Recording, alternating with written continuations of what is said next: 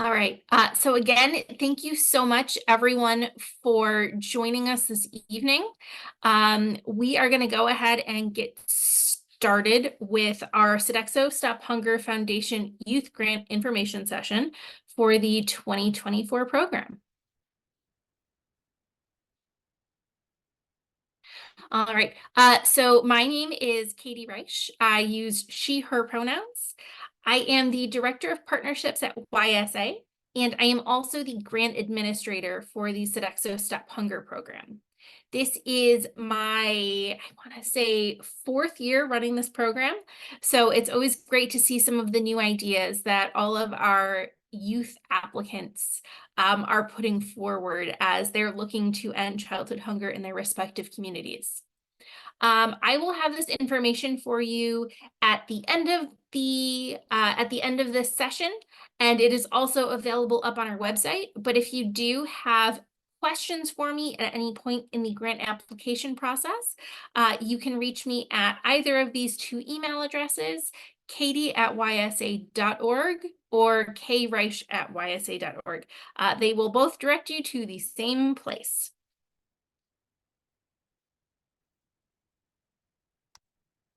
Okay. All right, so some housekeeping things. Please make sure that if your name is not already connected to your participant name, that you please make sure to edit it so that it does reflect that. I also encourage you to include your preferred pronouns in the name field. So again, I mentioned that my pronouns are she, her. I have them listed next to my name. For those of you who have just joined us, we will be recording this session, so you are welcome to be off camera. The recording will be added to the Sodexo landing page by the end of the week in case you do need to go back and would like any refresher at any point in time. I will also encourage you to use the chat box to ask any questions through the duration of our webinar. I'll make sure to save some time at the end to answer any questions that are mentioned in the chat, but I'll also give you the chance if you have anything that came up at the end, we'll use the raise hand function and we can do some share out and conversations that way. Okay, so for this evening, we already started with our welcome and our introductions. I'll go through grant eligibility and program requirements. I'll also talk a little bit about some project examples, looking at how applicants can address childhood hunger both in the long term and the short term. We'll go through the application itself. I'll point out a couple things that I highly encourage you to take note of. Some of the do's and don'ts as you are putting together an application if you are a young person, or as you are supporting either your child or a young person in your life as a project mentor. Things to keep in mind as you're going through the process. We also have a list of project planning resources, both general, if you've never planned a service project before, as well as some hunger specific resources, both hunger in general, but also things like specific resources on if you are looking to educate people about hunger programs that are funded by the government, or if you are looking at creating some type of food recovery and redistribution program. And then, of course, like I mentioned, we'll have some time at the end for questions, but I do encourage you to please use the chat box in case any question does come up as I'm going through our webinar tonight. And I'll make sure that I do get to all of those questions at the end.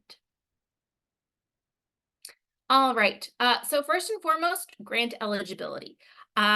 Because grant applications do take some time, both the concept of coming up with a project idea, but also the actual process of putting together and answering questions. We know it takes some time, so we want to make sure first and foremost that as you are applying, you know that you are in fact eligible for this grant.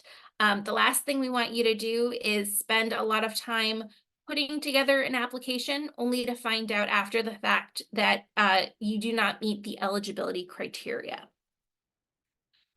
So for the 2024 Sodexo Stop Hunger program, you are eligible to apply if you are a young person between the ages of 5 and 25.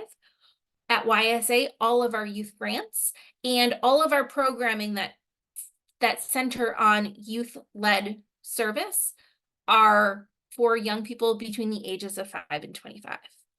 Now, if you are a teacher or at a school or a leader at a nonprofit and you have a group of young people who are interested in applying, that's wonderful. We still encourage that. However, we ask that your youth change makers collectively come up with the idea and collectively apply. We will ask you to have one young person be listed as the primary contact.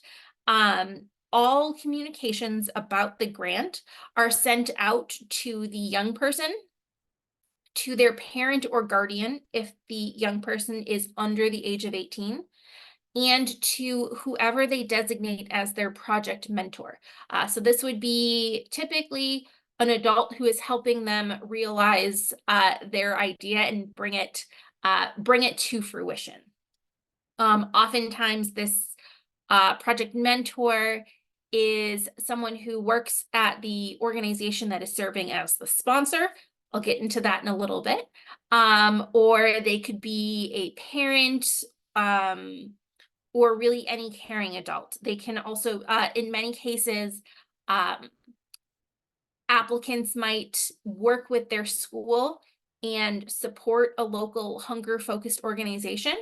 So the project mentor could be someone at the organization that is benefiting from the work, even if the school is serving as the sponsoring organization.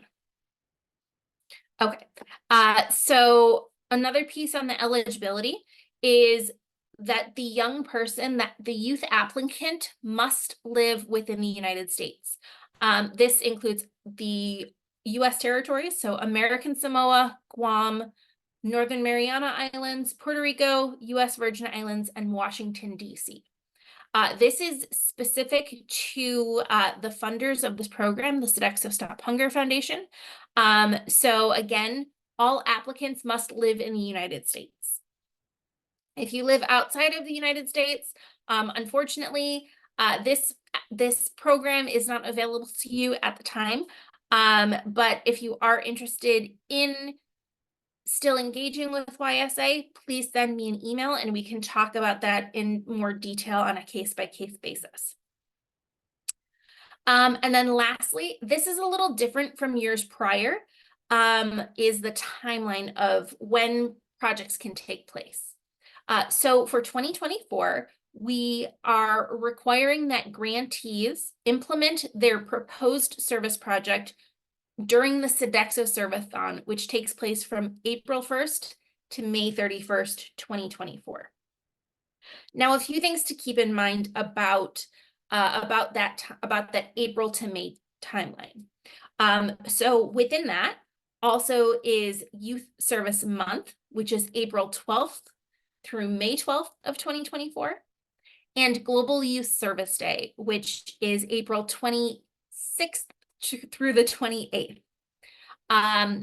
For all awarded grantees, there is an impact report, a post-project impact report, which will include things like the number of volunteers, the number of beneficiaries, and what you were able to accomplish in your project.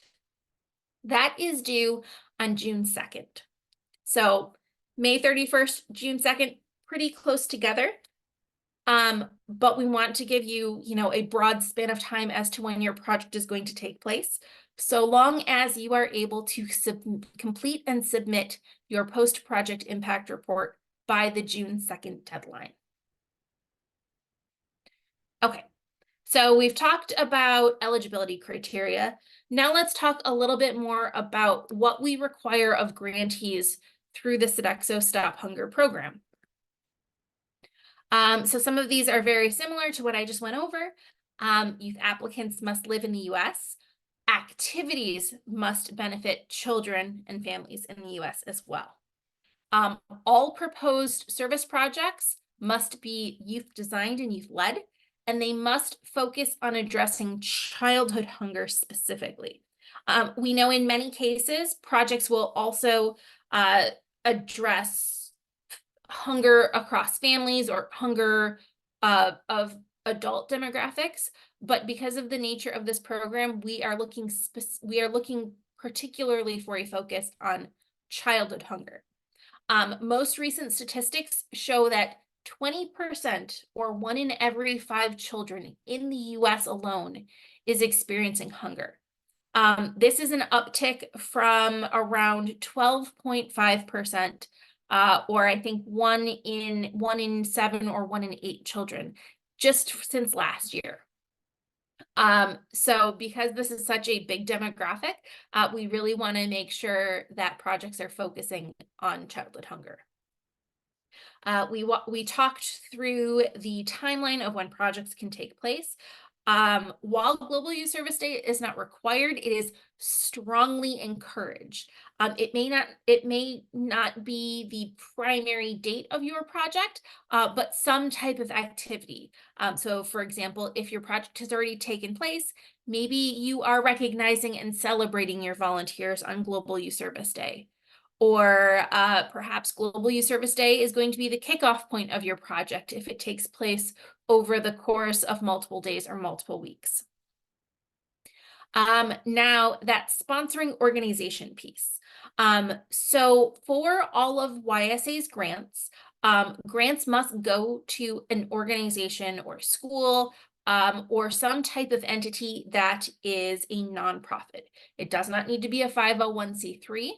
Which is a nonpartisan nonprofit organization, but it can include schools, organizations, colleges and universities. It might be an after-school program, a youth organization, faith-based organization. These are a few different examples. If you have specific questions on the type of organization that can serve as your sponsor, please feel free to reach out. Let me know. I'm happy to walk through that a little bit more with you. Really, what we are asking for sponsoring organizations is to accept the check from us, distribute funds as needed.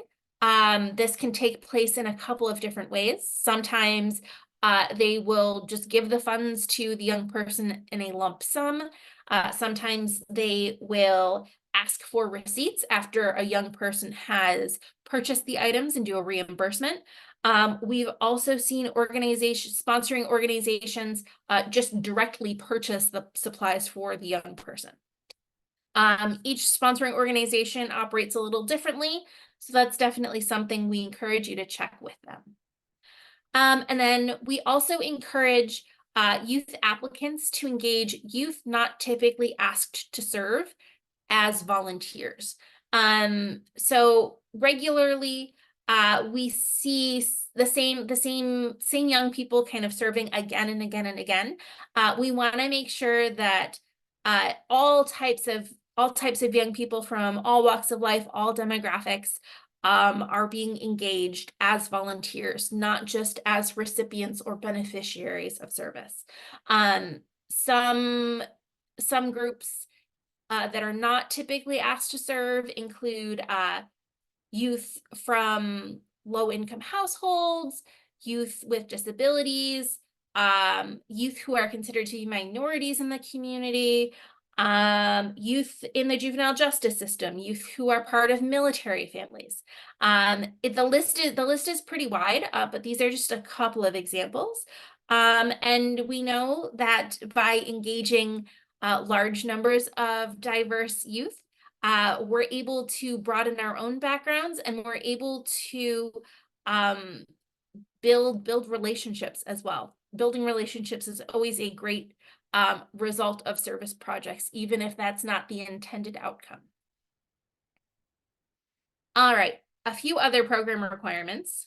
All of our grantees will be required to sign a grantee agreement.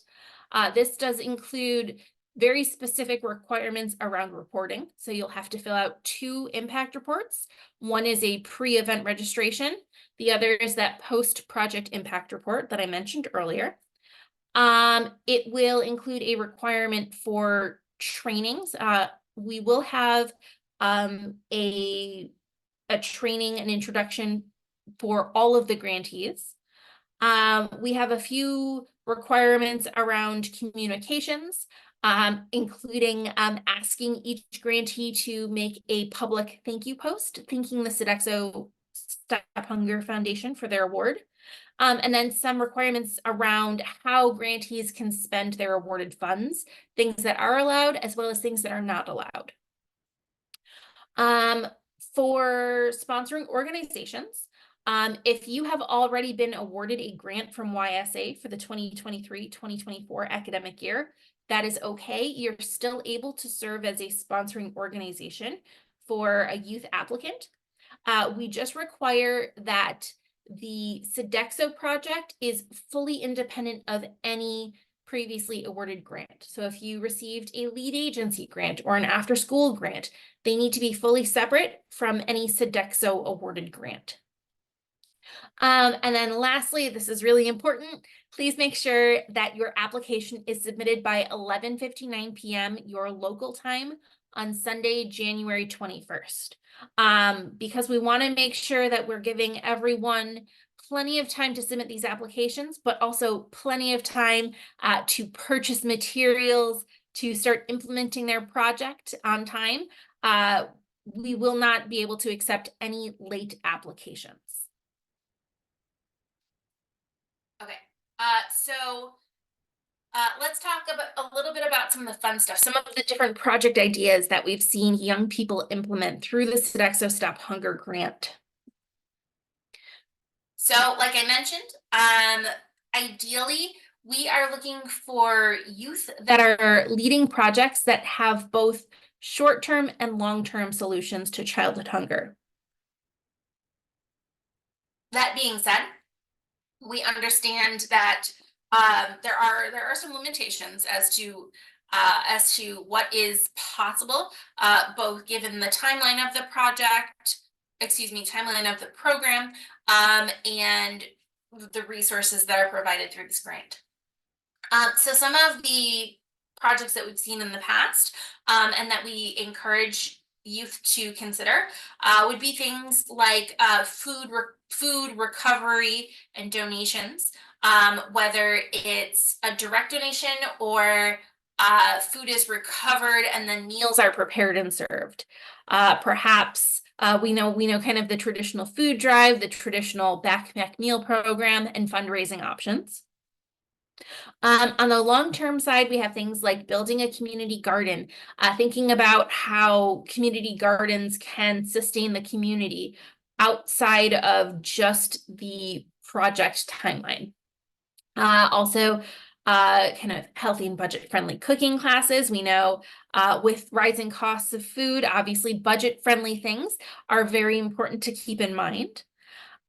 Similarly, teaching people about government assistance programs and how they can access those programs, things like SNAP and WIC.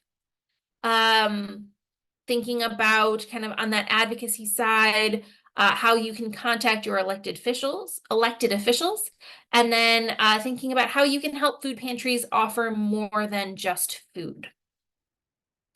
A few of my favorite programs have centered around food recovery and donations.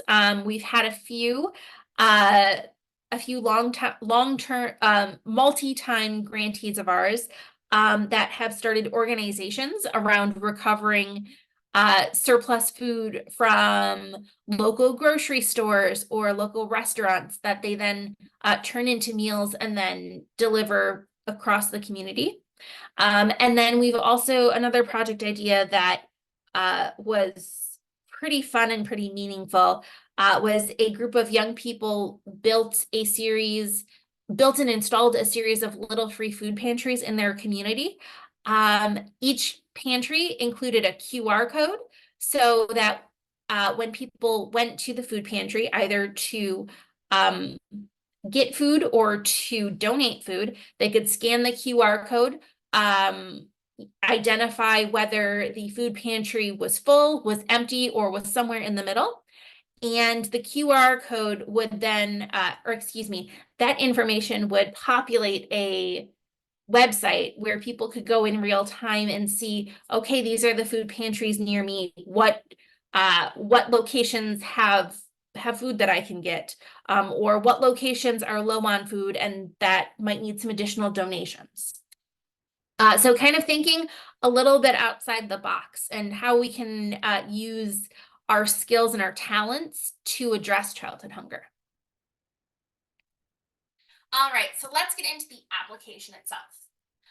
If you have not yet signed up to access this year's application, you will want to go to ysa.org/Sodexo. In our application, we do have the option for you to save and resume your application later. If you have signed up or started your application, please use the information in your confirmation email to access it.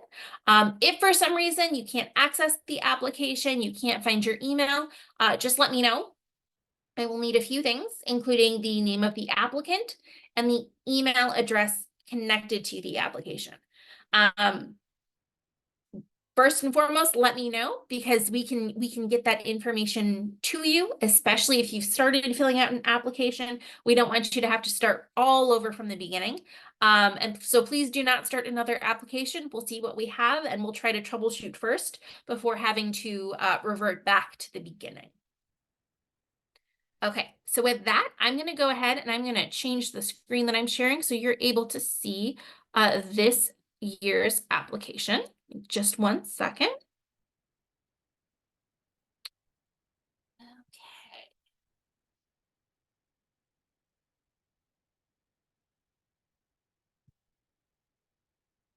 Alrighty. So if you go to ysa.org/Sodexo, this is the landing page that you will see. Of course, we remind you of the January 21st deadline. And again, you can kind of review the things that we are looking for in applications. We have a list of frequently asked questions. So I encourage you to check that out if you are looking for some more information. Of course, if the information is not provided there, let me know and I will do my best to answer any questions you might have. You'll have the sign up to access the application as well as some different project planning resources. We have some general ideas and resources to get started, as well as project type specific resources, whether you're looking to grow healthy food and garden, or you want to teach about healthy eating on a budget, or anything in between. And then, of course, if you do want to check, I know the spring is full of final exams, AP tests, SATs and ACTs and all of that, and all of your prep and graduation and everything. We want to make sure that we are transparent about the timeline right up front. All of our grantees will be announced by mid-February. And then you have Youth Service Month, Global Youth Service Day, impact reports due June 2nd of 2024. All right. Let's see. And let's jump into the application itself. Okay. So I know one question that comes up every year, and I do want to address it before we get into the application is, I've received a Sodexo grant in the past. Am I eligible to apply again? Yes. If you've received a Sodexo Stop Hunger Foundation Youth Grant or another one of the YSA grants, either in the past or for the current academic year, you are still eligible to apply for this year's Sodexo Stop Hunger Grant. As I mentioned, if you received a grant for the 2023-2024 academic year, you just need to make sure that the program that you are proposing for Sodexo is fully independent of the program that you are leading through one of our other current grants. I mentioned that you have the option of saving your form and resuming later. If you do that, make sure you click on this button, set your email, a password, and confirm the password that you are setting. The application itself will not automatically save, so you must, if you want to save your progress and resume later, you must fill this out and you must hit save. You will receive a notification on screen that says your application has been saved, and then you will also receive an email at the email address you list. If again, you don't receive that email or if you're having trouble accessing your saved application, let me know. Finding it, we want to be able to find it first, and then instead of having you have to start from the beginning. Okay. So if you've applied for one of our Sodexo Stop Hunger grants before, you'll notice that we changed the application a little bit this year. We wanted to make sure that the application was kind of connected, where you have information about your project in one section, information about your volunteers in a separate section, information about what you hope to accomplish in another section, and so on and so forth. So you will notice, if you have applied before, this year's application is a little bit different. So please make sure that you take some time to go through it. Like I mentioned, we'll ask about the applicant. We'll also ask about their parent or guardian if the youth who's applying is under the age of 18. And for everyone, we will ask about your mentor and your sponsoring organization. If for some reason if you are accepted into the grant program and your sponsoring organization changes, that's okay. Just let us know and we will work with you on that if that's the situation that comes up. A few things that I do want to highlight. So this year we do have two different grant options, a $250 grant and a $500 grant. This is similar to what we've done in the past. Each grant is conditional on the number of young people who are serving as volunteers. Again, volunteers, not beneficiaries. Volunteers could be the people who are helping you plan and organize the project. They can be people who are taking a leadership role on the day of your project. Maybe they're going to be the person that checks in volunteers, or they'll serve as a person that people can go to for more information. Just as some examples. Or they can be volunteers who just participate on the day of your project. But what's really important is we want to know why childhood hunger is important to you. Do you have a personal connection to childhood hunger? Let us know your story. We want to know why this issue is really close to your heart.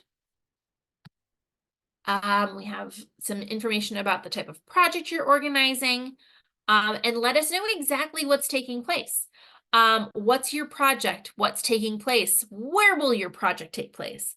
We need to know exactly what you're planning on doing. So, be specific. Let us know.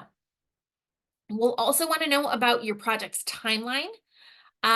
So please make sure that you're including when you are planning and preparing for your project, things like, I'm going to recruit volunteers at this time. I'm going to purchase supplies at this time.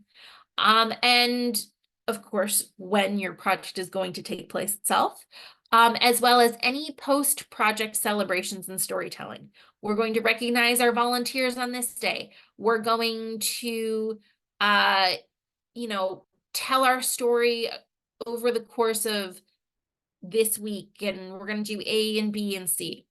So as I mentioned, projects can align with the Sodexo Servathon, which is projects must take place during the Sodexo Servathon, which is April 1st to May 31st. We encourage projects to take place during Youth Service Month, and especially with some component on Global Youth Service Day. Again, please keep in mind that with that timeline, grantees are required to submit a post-project impact report by June 2nd, 2024. Okay. One of the other things that's really important is we want to know about the need in your community. Um, so why is your project specifically needed in your community? Um, we know many times you'll see hunger statistics around, for example, 1 in 5 children in the US are experiencing hunger. We understand that, but we want to know specific to your community. So I'm here in the Washington, D.C. area, so I would give you information about childhood hunger specific to Washington, D.C. The more information that we have about your specific community, the better we're able to understand how important your project is. We do want to know your goals, what you hope to accomplish, both around the number of people you hope to help, as well as kind of any number goals, like how many pounds of food you hope to recover, how many healthy food classes are you interested in teaching. So let us know those goals and how you set those goals, both around the goal around what you hope to accomplish, as well as the goal around how many people you hope to help. Um, because we will ask you to track both of those numbers, we want to know how you plan to do so. So make sure to let us know how you're going to track and measure any change or improvement that your project makes. And then also, because the best projects both have an immediate and long-term impact, we want to know how your idea is going to prevent childhood hunger in the future, or how it will continue to help people after your project is over. Is it something that you're looking at replicating in the future? If you're looking at replicating it, let us know how. And how do you plan to collect enough resources to be able to replicate your project? Whether it's money or physical items. All right, so about volunteers, we are getting closer to the end of the application. Do you want to let you know that? We want to know how many people you think you can recruit. Please keep in mind that that minimum volunteer requirement. If it's $250 grant, you have a minimum requirement of 25 youth volunteers. $500 grant, 50 youth. Now, please keep in mind, we encourage you to engage adults in your project as well. It's just for the volunteer requirement, we are only able to count young people who are volunteering, who are between ages 5 and 25 years old, towards that minimum volunteer requirement. If your number of volunteers exceeds that, that's wonderful. I just want to make that designation. Let us know what your recruitment plan looks like. And let us know what exactly volunteers will do during your project. If you're looking for some examples of volunteer roles, who can be counted, who cannot be counted as a volunteer, please check out that frequently asked questions document. It should pop up as a Google Doc. We outline specifically who you can count as a volunteer versus what type of person would be considered a beneficiary instead of a volunteer. If you are working with any partners to bring your project to life, including your sponsoring organization, how are you going to work with them? Let us know if they're providing things like, are they providing money or supplies? Are they benefiting from your project? Are they going to work with you to help educate your volunteers about childhood hunger in your community? Let us know exactly how they'll be involved. Speaking of involving people in the community, will you have any Sodexo employees involved in your project? If you know of any that can be involved, let us know who they are and where they work. If you're not sure, easiest thing to do is to do a Google search using Sodexo in your city name in quotation marks. That's usually one of the easiest ways to find Sodexo employees in your community.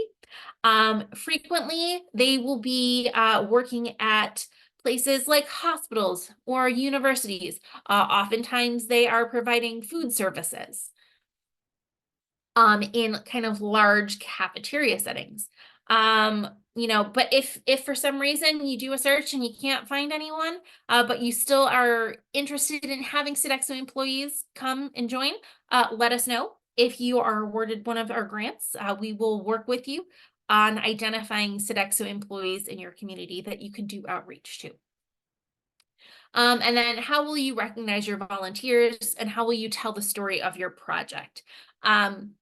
We know that seeing stories of young people making a change both educates the community about the incredible power that young people have, but it also inspires other young people and it even inspires adults to go ahead and take action through service in their communities as well.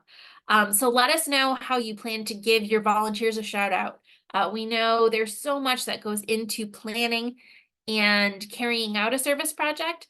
We want you to think about how you might recognize and celebrate all of the things that you've accomplished. And then lastly, we will ask for your budget. How do you plan on spending your grant funds? Let us know what you're going to purchase, the cost per item, total cost. Please keep in mind that your total budget should equal the amount you requested. So if you are applying for a $250 grant, your budget total should equal $250. Same thing with the $500 grant. Please keep in mind a few expenses of what we are and what we are not able to include. So we know recognition items are always a great thing to include as a draw to encourage people to come out. Pizza, for example. Those things are fine, but we just ask that they do not exceed 40% of the award that you are applying for. So for example, so if you're applying for a $250 grant, your recognition items and your snacks or refreshments combined should not be more than $100. If you're applying for a $500 grant, you shouldn't be spending more than $200 on recognition items and snacks combined. We really encourage you to purchase things that you need to complete your project, like art supplies, seeds, baskets, or transportation for youth to participate in your project. And you can also cover the cost of things like postage, copying, printing, as long as they're directly related to your project. Things we can't fund include food or supplies that are directly donated. So if you're going to do a canned food drive, you can't buy canned food and then use that as your donation. You need to do an actual food drive. But you can use the funding to do things like promote your food drive. We can't fund expensive equipment that will only be used once. If it's going to be used multiple times to continue your project, let us know how. We also cannot cover things that would be direct payments to people. Anything that's called a miscellaneous expense that you don't fully explain, and things that do not directly relate to the implementation of your project. Last, at the end, we'll ask for information about your parent/guardian, your mentor, and your sponsoring organization. All right, so that is essentially the application in a nutshell. There are a few other things I do want to highlight before answering any questions for the night. Let's see, here we go. Get the right tab open. Okay, so some do's and don'ts. Make sure that your project idea fits all of the grant requirements, including that it's youth designed and youth led. Make sure to explain why the project is needed in the specific community that you're helping. Also, pay attention to the minimum youth volunteer requirements for what you're selecting. $250, 25 volunteers, $500, 50 youth volunteers. Make sure that you provide a clear idea about what you and your volunteers will be doing. If you're concerned, more information is always better than less. Take the time to review any project planning resources while you're completing your application. Also, make sure that you go through your application to double check for any spelling errors. And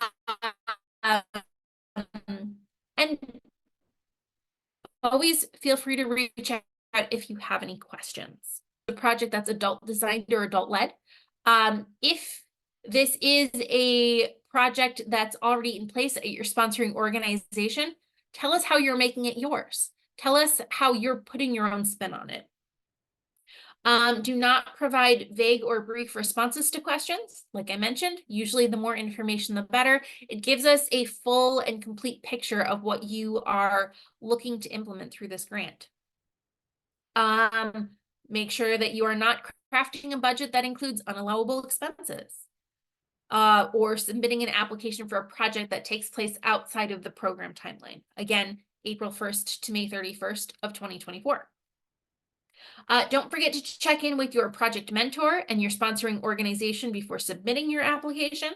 And don't miss the January 21st deadline. Again, Sunday, January 21st, 11:59 p.m. your local time. Some project planning resources. I know we mentioned them on the ysa.org/Sodexo. Again, we have some general hunger resources, and then some specific hunger resources, many that originate from hunger partners like Feeding America and No Kid Hungry. And then we also have YSA created general planning resources on our website, ysa.org/resources. Our Kids in Action Toolkit, probably best if you are between the ages of 5 and 12. Youth Changing the World Toolkit, which is most suited to young people who are between ages of 13 and 18. And Classrooms with a Cause, which is typically better suited for older young people between the ages of 19 and 25. Of course, all of these resources can be applied to anyone. These are just some of the demographics that they are a little more so geared toward. All right. I know I talked a lot, but I want to make sure that I'm able to answer any questions that you might have. I see that there are a few in the chat. So one of the questions is it acceptable to apply for the grant for an ongoing project that has already started? Okay, so if you are looking to apply for a project that's already started, let us know. First off, you can apply for a project that has already started. However, we want you to tell us how you are going to expand the existing project, or how it's going to be, how you're going to put your own spin on things. Okay. And then someone else had asked, yes, this is going to be posted on the website, as mentioned in the beginning. This will be listed on the YSA website on the Sodexo landing page by the end of the week.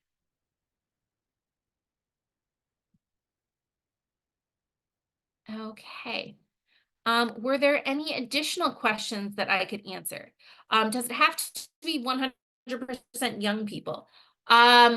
So yes and no. So for the minimum volunteer requirement, you have to have 100% of young people between the ages of 5 and 25. So if you are applying for a $250 grant, 25 volunteers must be between the ages of 5 and 25.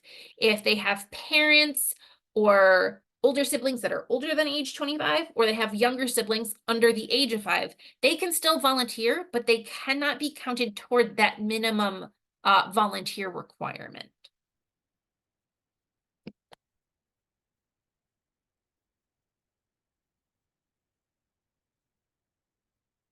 Okay. If you've received this grant in the past, should this idea be completely separate? Or can you reapply for a similar project? We will leave that up to you. You are able to go either way. If you are going to apply for a project that you've been awarded for in the past, let us know how you are going to expand on what you've already accomplished.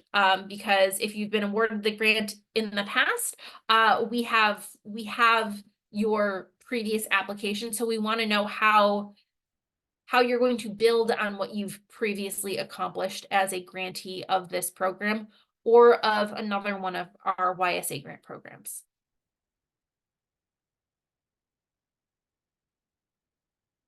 But we will not kind of wait up, we will not put any, we don't wait, WEIGHT, kind of, if you've received a grant in the past and you are applying for that same program and expanding on it versus applying for a brand new project, we kind of keep them on the same plane. We're not going to say, oh, well, you've done this project in the past and if you're expanding on a past project, we don't kind of give that more value to, I've been a grantee in the past, but I want to start a new idea.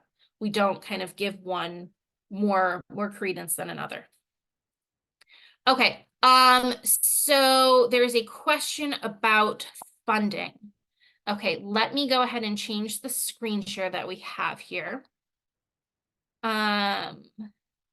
Okay. Please excuse the cat meowing in the background. I thought she was out of my room. All right. So the no food donation aspect. Okay, so you cannot, so if you are going to do a food drive, a canned food drive, you cannot use your grant to buy food that will be donated through your food drive. In large part because food banks can buy much more food at a much lower price. Okay, this is why we also, if you're using the grant to buy food to donate, that's not really volunteering through that's not really creating a project to volunteer through. It's, we're giving you money, you're buying food, and then that's being donated. There needs to be a volunteer component in there. So if you want to do a food drive, you can use the grant to purchase things like boxes if you're going to get food and box them up and then deliver boxes to different families. You can use it to purchase things to promote your project. Like if you want to make flyers and you need to buy poster board, or you need to buy markers, or tape to hang up posters throughout the community. Now, if you are doing something like a cooking class and you need to buy specific food to use for the cooking class, that is allowed as long as the food that is being used for the cooking class then goes home with participants. That's the caveat around buying food. So you cannot buy food or supplies that will be directly donated, but if they are used as materials to accomplish your project, then that is allowed. No, there is no maximum number of volunteers. We just set a minimum number. We know maximum number of volunteers can be determined by a lot of things, including capacity of the venue that you are volunteering at, or that is serving as the location for your project. But we do not set any maximum number, only minimum numbers. Also, if for some reason you apply for a $250 grant, you are awarded a $250 grant, and later on you find out that you have 50+ youth volunteers, we will not be adding we are unable to give you additional funding. Once the grants have been awarded, they've been awarded. We're not able to adjust the funding upwards. That was a question that came up last year that I wanted to make sure to highlight as well because of the question around maximum number of volunteers.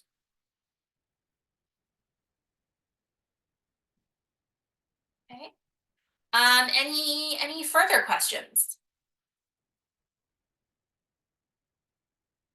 All right. Oh, what resources can I use for purchasing food as an independent student-run group, if not the grant? So if you are, I guess a lot of it will depend on the type of service project you're doing. If you are looking at doing a food drive, then you will need to reach out to the community and ask the community for donations. If you're doing something like a meal packing, that's different. Then that's something that you can use grant funds towards purchasing food for.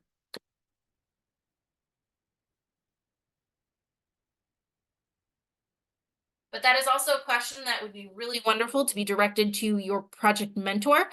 They know exactly what resources exist in your specific community, and how to best make use of your community resources as well. And I also highly recommend checking out some of the specific resources on the Sodexo landing page that are tailored to the type of project you are interested in leading. So for example, organizing food drives and fundraisers, consider a list of items that are most in need at food banks. You can also think about if you want to host an event to raise money that's used to purchase food, then you can do it that way. You can use things. Here's an example, using sports to collect donations. This is an example from one of our youth change makers in the project that they implemented. So kind of how they're using their love of sports to collect donations for local hunger groups.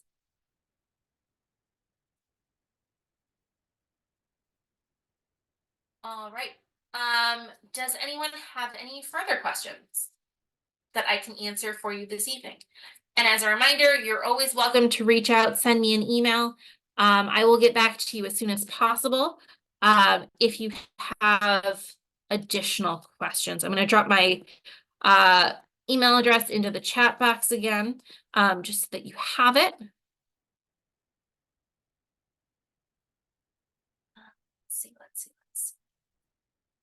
All right, and kind of as a reminder, again, have mentioned this a few times, the recording will be included on the Sodexo landing page, which is right here, ysa.org/Sodexo. This will be up by the end of the week.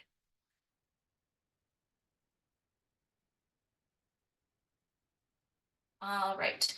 So with that, it doesn't seem to be like there are any additional questions. I will hang around for about another 5 minutes in case you do have anything further. But I do want to say again, thank you so much for joining this evening. I hope you have a wonderful rest of your day, depending on depending on where in the country you are located. And any questions, please email me. Again, I have a couple of email addresses listed across the website on the application. Yeah, if you have any questions, just let me know. Thanks again, and I hope you all have a great night.